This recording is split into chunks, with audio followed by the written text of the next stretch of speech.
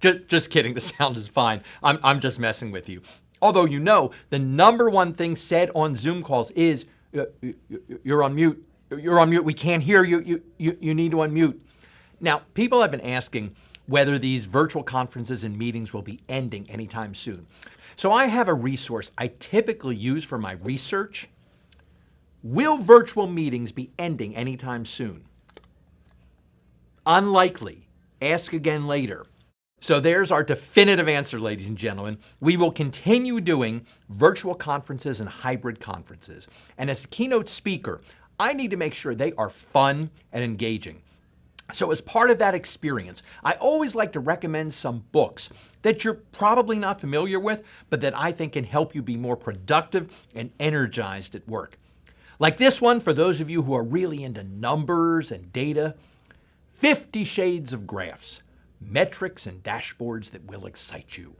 Or this one, for those of you who are burned out from your weekly staff meetings or team meetings, Tuesdays with Morons, an agenda, an interruption, and a waste of time.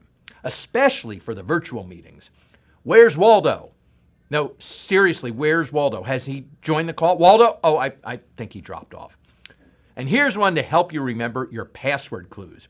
Are you my mother's maiden name? Not to be confused with are you my first car or are you my elementary school? Or this one, green eggs and damn, when was the last time anyone cleaned out the break room refrigerator? Now, people say that audiences get distracted on virtual calls. You've been watching me now for almost 2 minutes. Are you distracted? I've probably held your attention and you were entertained. Now, granted, most of my keynote speeches have been in person, but I take the same energy and creativity I've used for over 20 years in person and adapt it and adjust it for the virtual audience. And meeting planners love it. And it's great to see that the feedback from the virtual programs has been so positive. And I think that's because most employees are really stressed out. And my keynotes help you change your perspective to experience resilience at work. My keynotes help you open your mind to the power of possibilities. And oh yeah, they are pretty funny. And that's really important in virtual meetings where attendees can easily get distracted. Squirrel!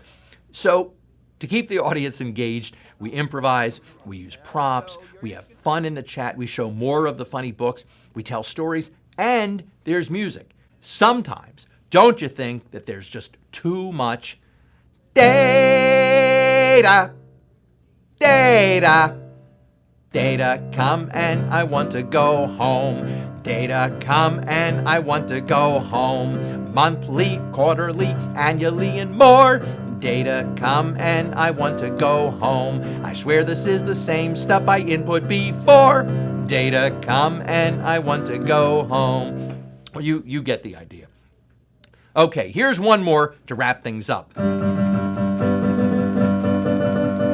Hooray for a keynote on Zoom, or on WebEx, or Teams, or other platforms. Each platform has its own hype, and some meetings even still use Skype. But whichever platform you might use, one with many features or one that's sleeker, the bigger decision to choose your strategy of who should be your keynote speaker. You want someone who is funny and with lots of energy, someone in the Speaker Hall of Fame and who's a CSP. You want someone who's got content that addresses workplace stress, who can teach you strategies to use when things are just a mess, and someone good with interaction, gets great audience reaction with variety, hilarity, and spontaneity.